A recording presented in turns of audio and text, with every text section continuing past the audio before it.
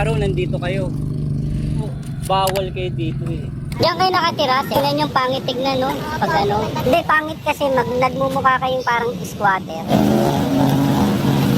Kaya baka mamaya sumasama loob niyo sa amin. Talagang bawal po kayo dito. Ang pangalan po marumi. Madumi, di ba? Pangit tignan. Kaso kailangan namin tulong nyo.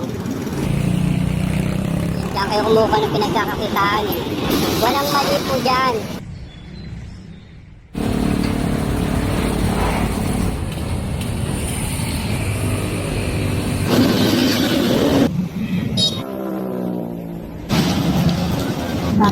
Hindi nyo kami tutulungan, hindi tayo matatapos. Kahit araw-araw kami maglinis.